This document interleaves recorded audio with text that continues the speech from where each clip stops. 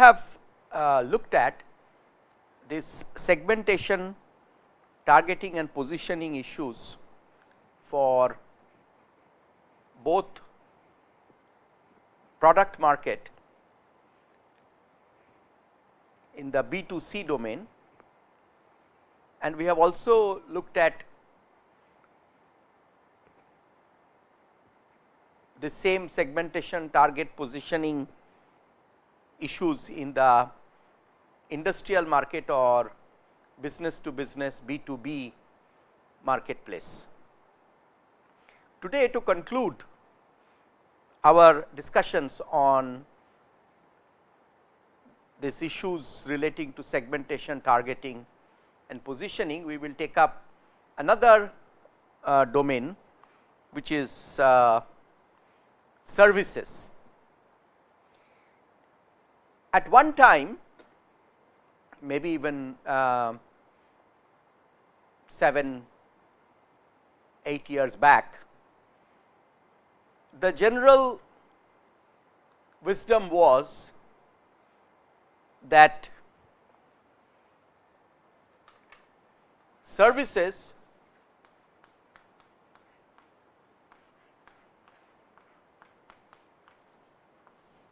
are different from goods.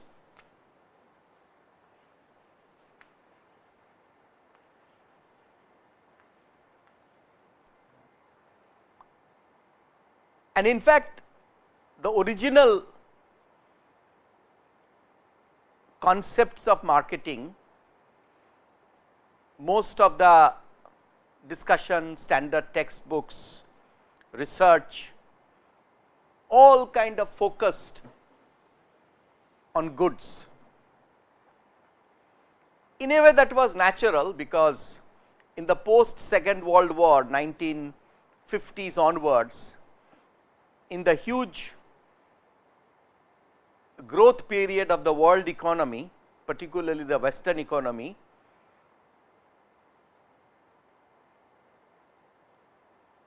was synchronous with the development of the management subjects, with the growth of MBA offerings across the world. So, marketing as a subject in the initial period looked mainly as a way of producing goods, newer goods and more goods for the expanding consumption across the world. That was the so called boom period for the marketplace across the world, particularly again in the developed world. We did have in the 70s, late 70s, the oil shock, the first oil price crisis, which created a little kink in the growth pattern, but the markets continued to expand. More and more newer and newer products continue to be introduced to the both consumer market as well as to the industrial market. So, the concepts of segmentation, concepts of targeting, positioning, they kind of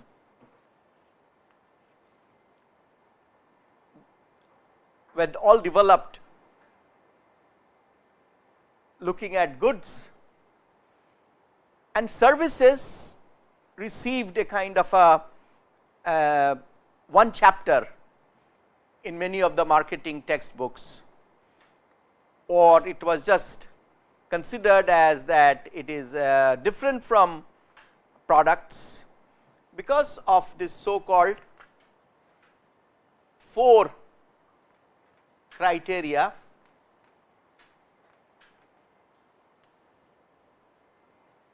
and these IHIP, often called IHIP, this I stood for intangibility, that the products are intangible when they become service. So, intangibility defined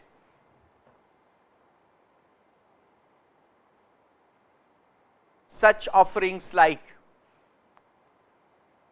a musical program or a consultation with the doctor, and said that these are all intangible, and therefore, this is a service and it is different from goods. H stood for heterogeneity. It basically meant that the same service can create different levels of satisfaction in the minds of different customers, because customers are all different and services are generally provided from a person to another person, and therefore, this heterogeneity occurs both on the service provider side as well as service consumer side, and this heterogeneity led to certain marketing situations which were then put into this, with this, put under this label. This one was about, this I was about inseparability. The concept was that that point of service, at the moment when service is delivered, the provider and the consumer are present in the same time and space. So, if I am actually teaching to a class, and if I am the service provider in that context, then the service consumers, the students and the teacher, they are present in the same place at the same time. But just as you know today, that is not always the case. For example, this very discussion that we are having, I am at a different place, you are all at different places, and even in time you might be accessing this discussion, this presentation long after, or at a completely different, on a completely different occasion, may even be in a different context, you are accessing this presentation. So, these issues, even this issue of P, which kind of always were associated with service perishability, that if a particular service was provided, once it was provided, it was that moment, once it went away, there was no more opportunity for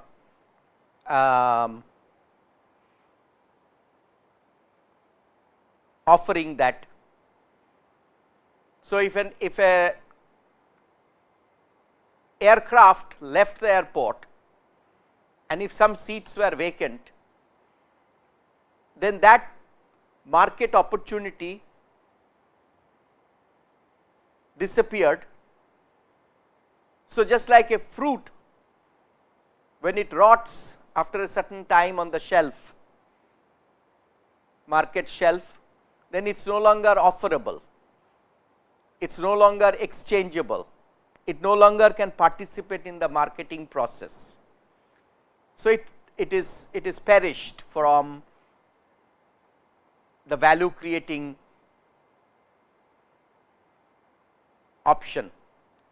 opportunity. In that sense, therefore, it was considered that all services are perishable, because they have to be consumed at the same time and space when it is offered.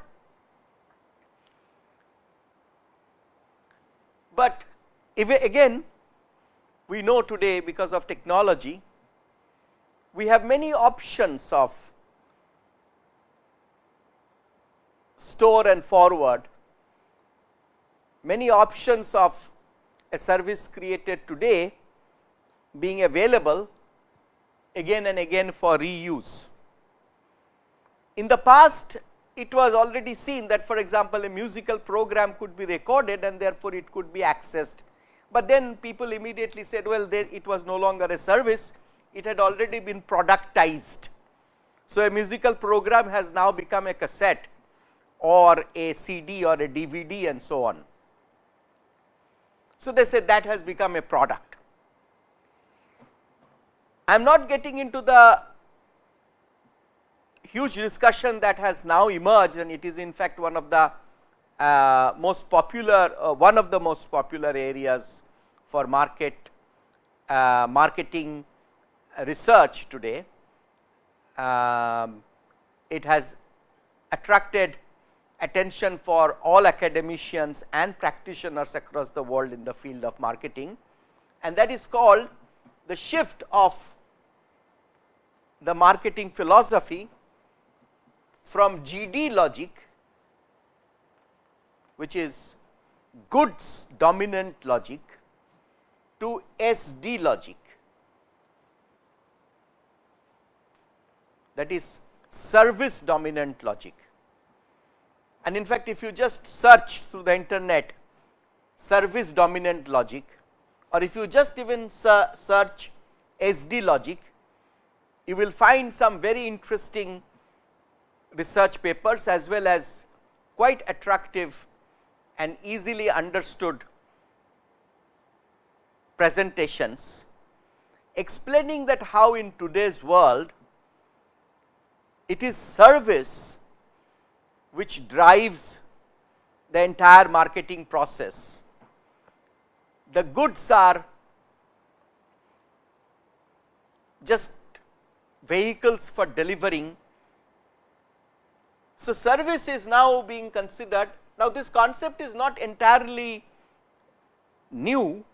We always knew that when marketers or marketing teachers have pointed it out long before, that a customer is not actually looking for a drill machine. The drill machine is nothing but a way to achieve the hole that the customer wants to create in a metal part or in a wooden part for further use. So, the solution aspect, that means goods are nothing but vehicles for or steps towards achieving a solution. In that context, therefore, it is becoming now more and more clear that it is services, and therefore, this service dominant logic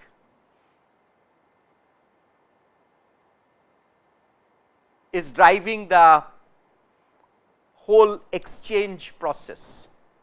Even the concept of exchange, that means there is a product, and if I am the marketer, then I offer this product and I exchange this product with you, and I take some money back from you, and this is the exchange. But in today's world, we are finding more and more this exchange, which means transfer of ownership. I am at this moment as a marketer owning this product, and I am transferring the ownership to you, and in exchange I am getting another bundle of value, some packet of money. This concept is now giving way to creating a solution together, and in many cases we are realizing that we need not always focus on transfer of ownership. Rather, these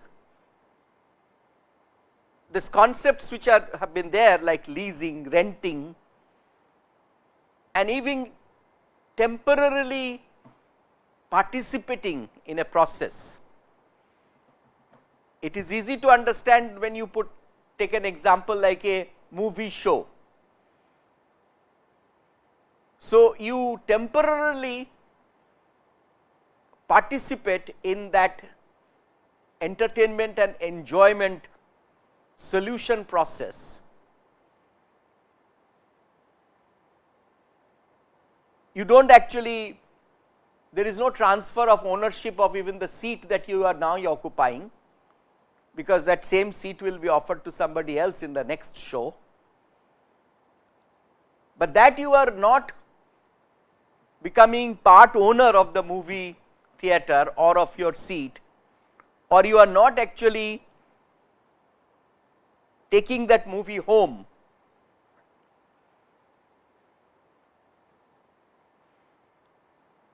In no way diminishes your enjoyment. And technology is making it possible that earlier, if you really liked a movie, you waited for buying the DVD of that movie to keep it in your library to see it again and again whenever you wanted. Even that is now becoming unnecessary, because now there is a worldwide huge storage available on demand, where you can see the movie whenever you want. Even the process of downloading has now become irrelevant, because even downloading was in a way of transfer of, at least a copy was transferred to your machine and you needed to install it in your machine. Even that is now becoming unnecessary as we are developing better and better technology for video streaming, audio streaming. So, you can actually have the movie whenever, wherever, and you do not have any need anymore of transfer of a product ownership. This is a little digression from our key topic today, which is how do we segment the service market, how do we target different segments in the service market, how do we position our service. But it is an important issue, because later on we will see that the service dominant logic, this focus on eliminating the necessity of transferring ownership, is actually a very good development for the world, because the growth of the goods dominant logic created a scenario where we took natural resources more and more and more, because we wanted the company's revenues to grow and grow and grow, and we made products in all varieties. Marketing encouraged consumers to buy different products. If you had one lipstick, you were persuaded to buy 6 more different variants. You were even actually often persuaded to buy 3 when you actually needed just 1, by enticing you, because people wanted to increase the goods production volume. And soon it created this huge challenge that we face today, that worldwide we are building up a humongous heap of waste, and we just do not know how to get rid of those rubbish heaps, clogging our rivers, affecting our oceans even, spoiling our land and so on. and creating worldwide this challenge for the environment, creating problems which are not only problems for human beings, but also for the whole system of living beings on this planet. So, this take, make, waste approach, fueled by goods dominant logic, focus on the product. Many researchers, many experts are saying is better replaced by a service dominant logic, where we focus on solutions, and to get solutions we can actually rent, lease, use. And if we follow this philosophy and we develop technologies and solutions using this philosophy, then possibly we will be able to move entirely in future to the concept of borrow resources from nature, use for various solutions, and create products as vehicles for creating the solutions in such a way that then later on we can return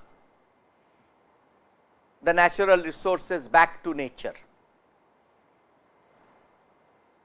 So, this reuse, reassignment of products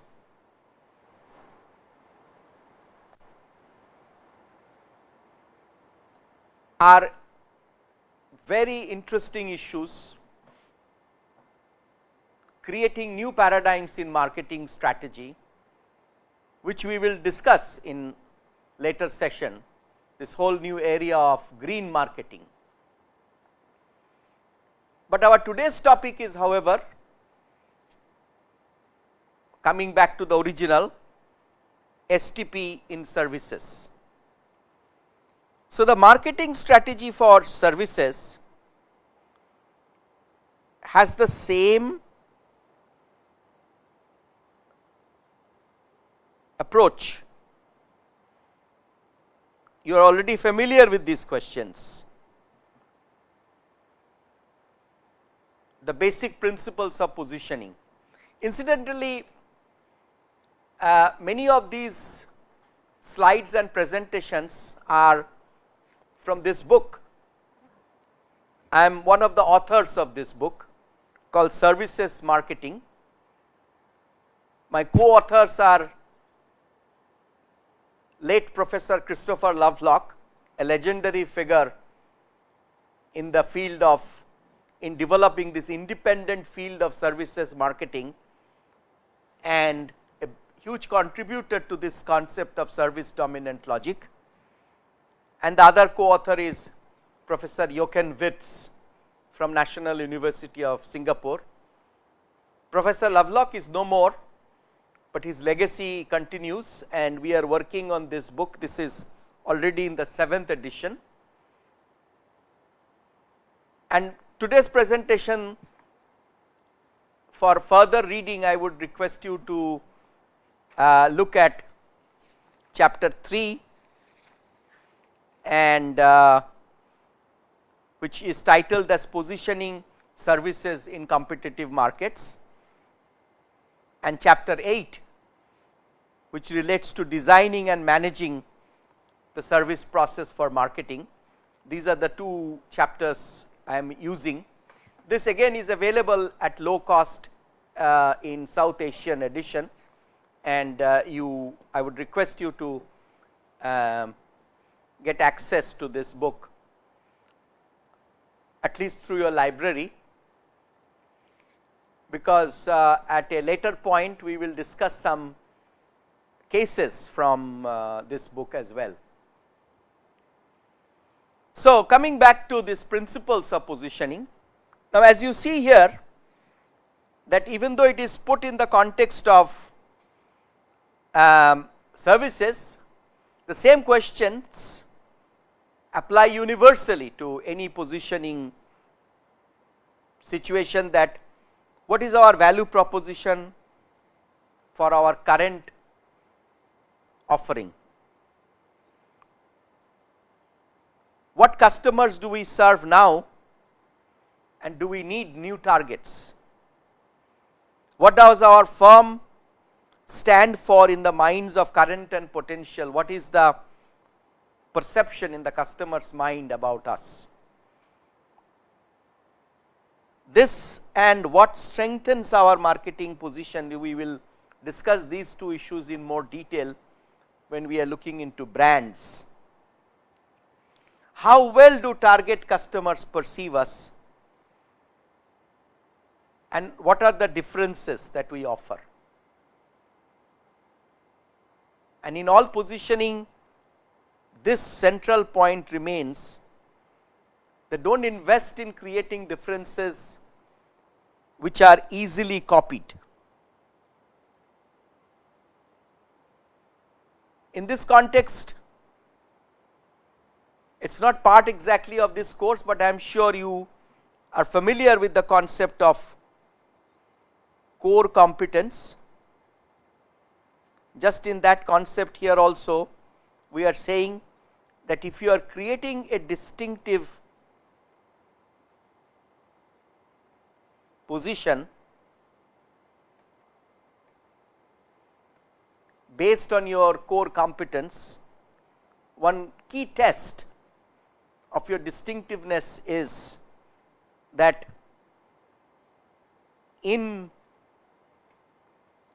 imitability. If it is very easy to imitate your offering, then that is not really a bedrock for positioning. That is not a defensible position.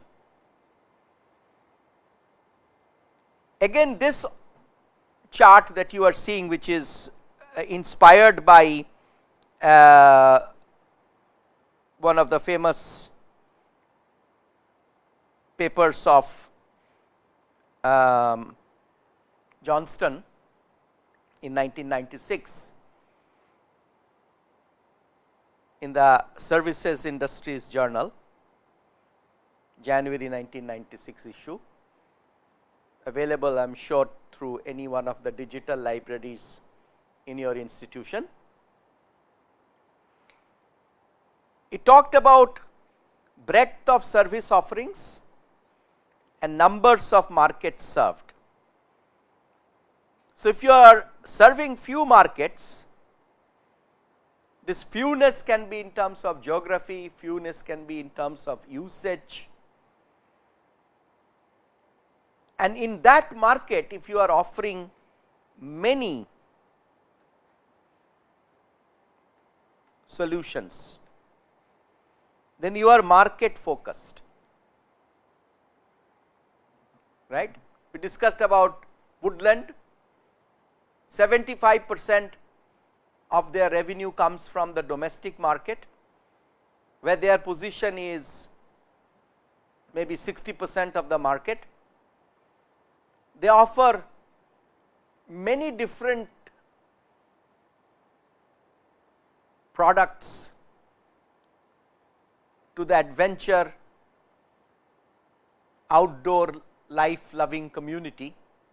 So, they offer shoes, they offer various kinds of skin care products, they offer maybe tents, they offer rucksacks and so on. Not all of them they offer right now, but we discussed about their plan of expanding that range. So, they are planning to therefore get to that in that market of adventure loving customers, hiking, trekking marketplace, they are offering to many products. But you could also actually be very focused and offer few products. In a way, Woodland today offering just shoes and few other products to this community is moving from this fully focused to the market focused. If you are offering just movies and you have this PVR or big or Wave, or there are these various brands that are now being developed for movie exhibition, and you are doing it across the country. So, you are in the movie distribution business, movie exhibition business, and you are doing it in many markets across the nation. So, you are service focused, and if you are actually your service offering is wide and you are offering many things to many people, trying to be, as it is written here, everything for everyone, we say it is an unfocused. It is arguable that whether today such businesses really, there are services like, say, a neighborhood store, grocery store, which also offers many other things.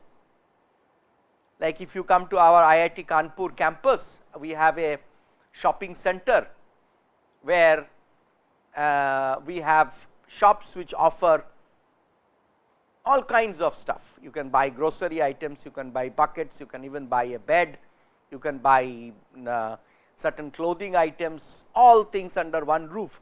But even here you see, we cannot actually call it unfocused, because it is somehow focused on serving the needs of this campus community. So, it is argued that whether truly we have unfocused service. So, the segmentation wise, therefore, what is important for us are transitions, as we saw, from here to here, from fully focused to market focused, or from service focused to in these two directions. These are the ways the market strategies evolve for certain companies. So, which is the right service concept for a specific segment? As usually we will look into here some of the issues like timing of use,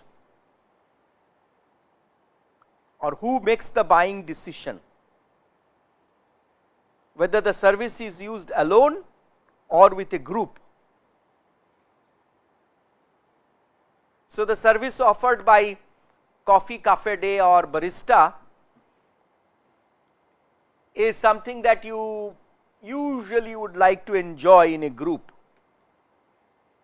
So, coffee houses across the world, or cafes, are synonymous with group activity.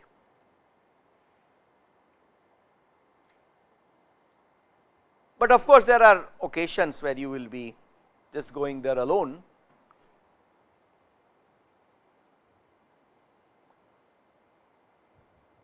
And so, there are cafes which provide you free internet facility, so that even when you are alone, in a way you are actually with the world. However, these are questions that we need to answer to understand.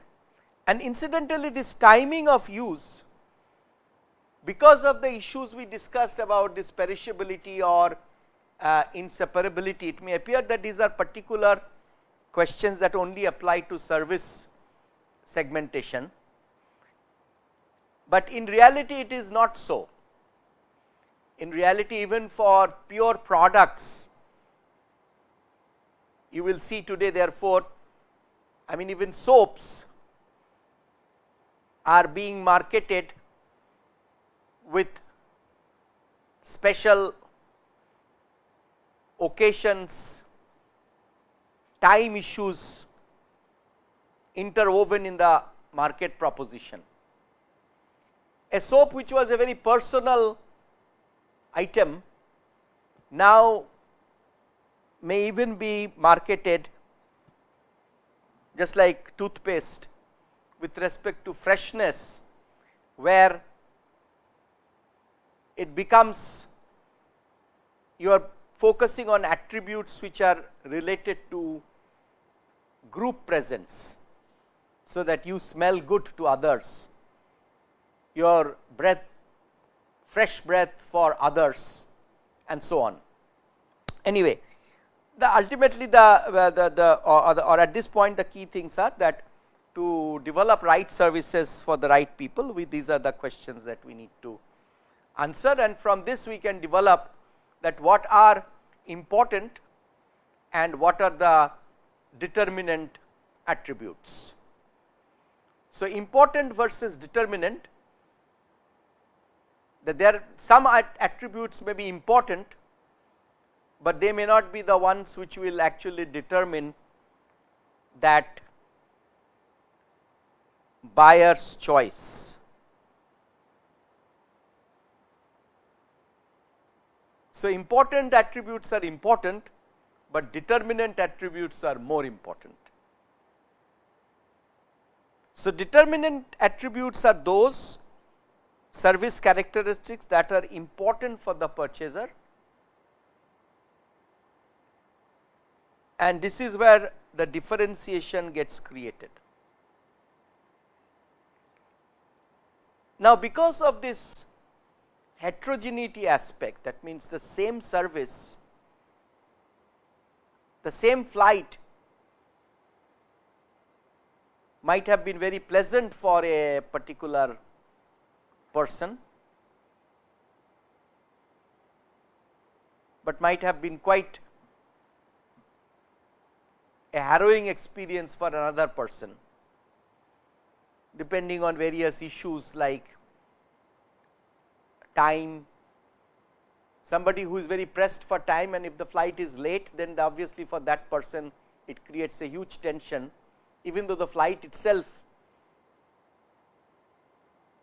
in terms of delivering the service of transportation from point A to point B, it might have been excellent, very safe, very good food, excellent ambience, everything might have worked out very well, but because of the time issue for a particular customer, it might have been quite a harrowing experience, but for some others it might not have mattered that much, because they are maybe on a leisurely trip.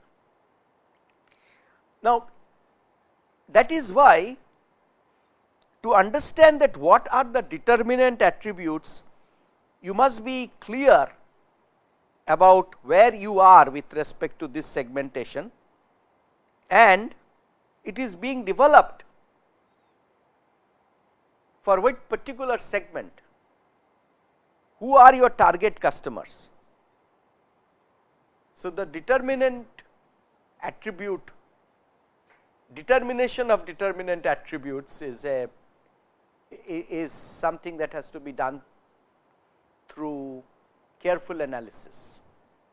The other important issue is, so this kind of the issue about this determinant attribute versus important attribute, it will give you some key aspects that you must deliver.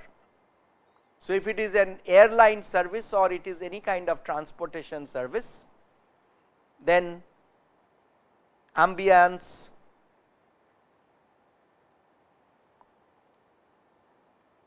timeliness, reliability,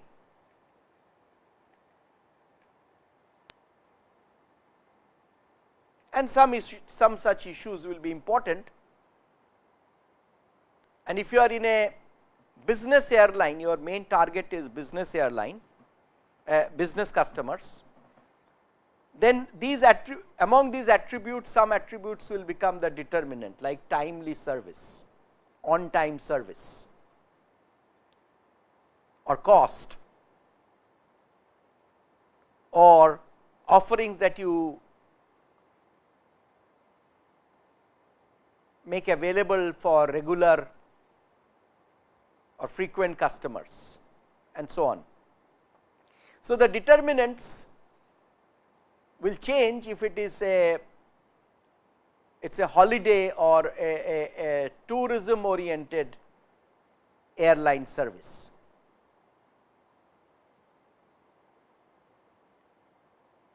the other issues will then become.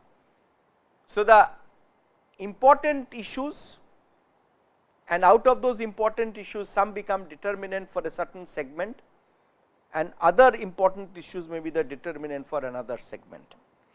However, while that will tell us that for a particular segment what should be the key constituents of our service offering, within that we also have to look at what we call service level. These are in some cases the service level, some of those items are through quantifiable. So, in a business airline service, the size of the seat or the leg space that is provided or the number of courses or whether a meal is offered at all or not, or number of courses in the meal, all these are sort of quantifiable, but the comfort, the temperature setting during the flight, noise level, these are qualitative and are again very subjective, and again therefore, we have to be careful about calibrating this service level, because these are also elements that will need resources and therefore, will absorb costs. So, service level determination is important from the customer perspective and also important from the service provider's cost perspective, and one will have to strike the right balance once you have determined the segment that you are primarily wanting to serve.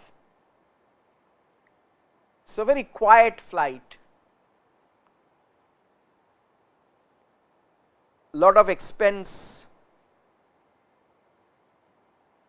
that goes into creating a noise free ambience within the aircraft, or individual control possibility of the temperature around your seat, may all be important constituents of service level for a business class, but may not be that important for the tourist class or frequent flyers versus people who are flying just as a way to get to a holiday destination.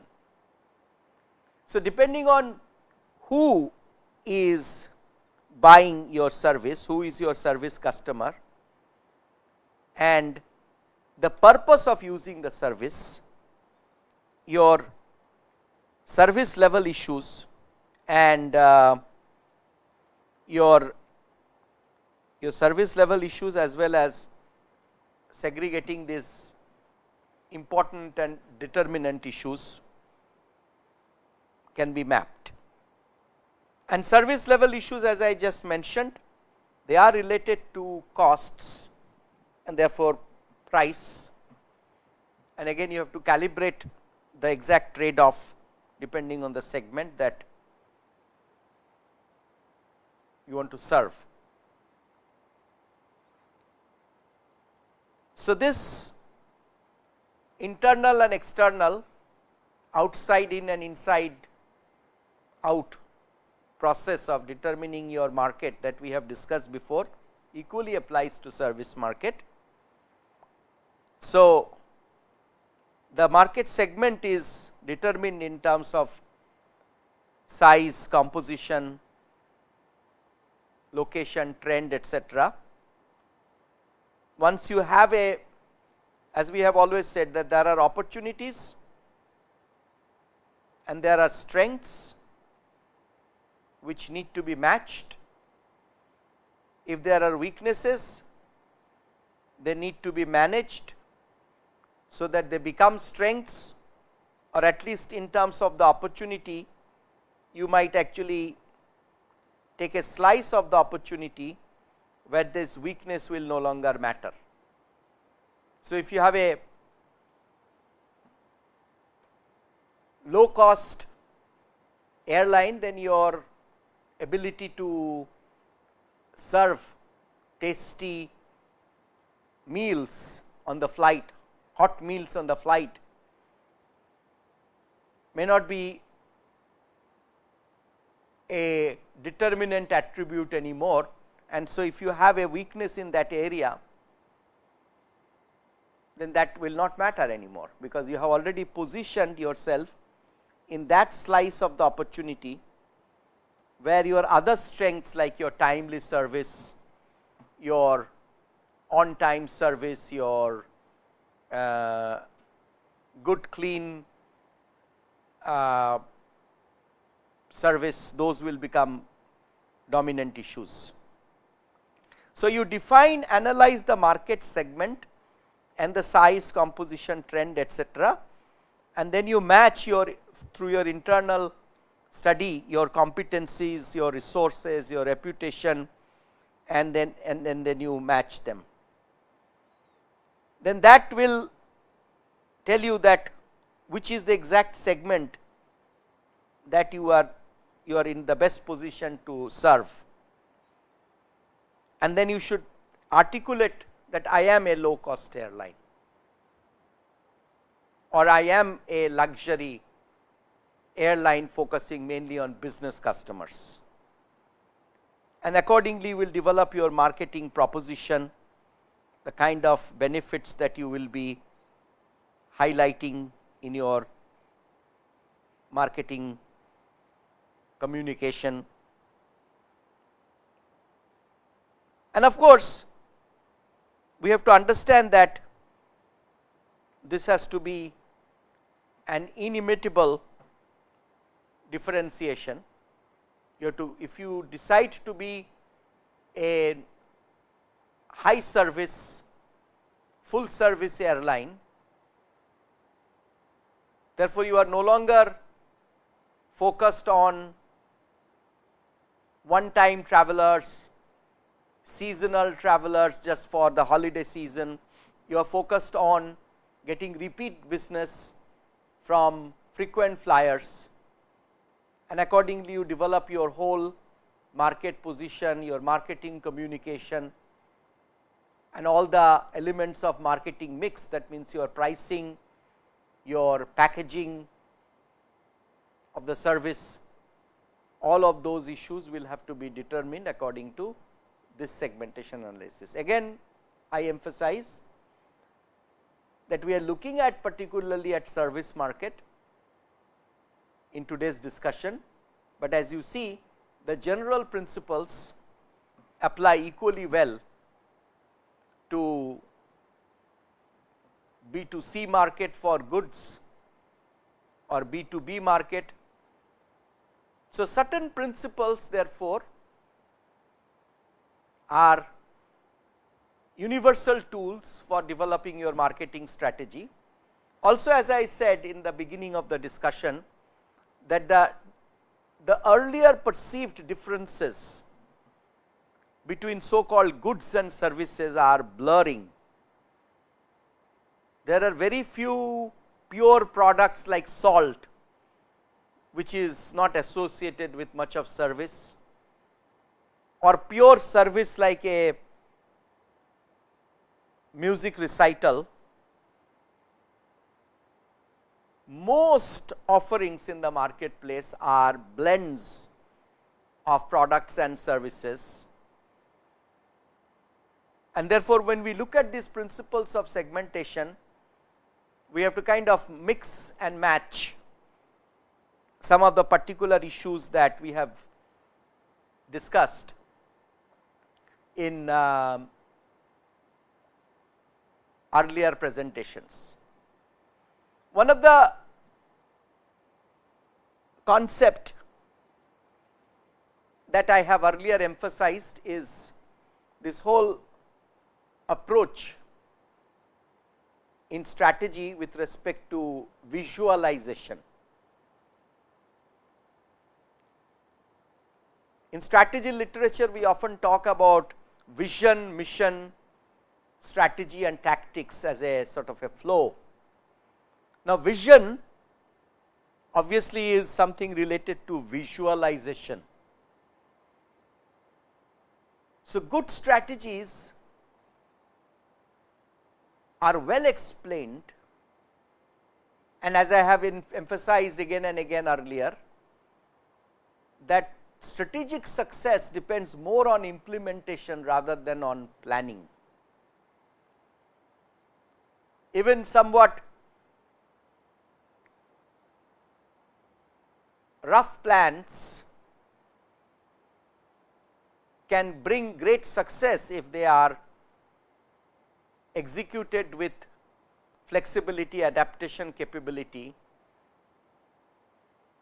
which necessarily means that you need to carry your whole organization, your partners, your alliances, and you need to be in sync with the customer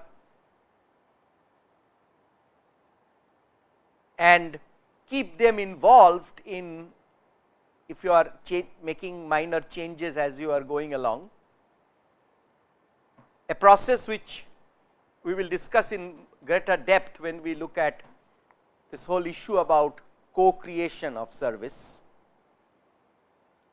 or the importance of co-creation in marketing strategy. And we will see there that these visual tools are great help in explaining your own position to your own colleagues, your intended market position to people inside your organization, and as well as to customers. So, they know what they can expect from you, and quality, satisfaction in the marketplace is all about calibrating that expectation, because as we will discuss later, fundamentally quality of service is nothing but calibrating the difference between the pre-consumption expectation, pre-consumption, pre-purchase, pre-acquisition expectation and post purchase, post consumption perception. So, this expectation minus perception, if this is equal to 0, then that means your quality of service is just neutral. But if this is, if perception exceeds post, that means this leads to a negative figure, then your quality of service will be considered as great. So, here this is this visual tool, what we call the positioning map. I have applied it to hotels in a metro city, and as you can see here, you can use this high service, moderate service, expensive, less expensive. The y axis is going from less expensive to expensive, and the x axis is going from moderate service to high service. These are the various hotels that exist, some imaginary names, Rajpath, Super, and suppose this is your hotel, right, and looking at the competition on this map, you can therefore create a position where you will be somewhat less expensive because you are in this quadrant and somewhat higher quality of service.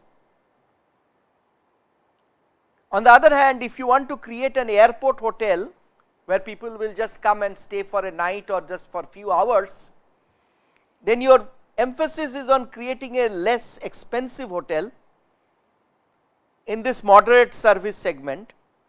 So, there is no need of creating a high service here because the customer just walks in and walks out, a short stay customer.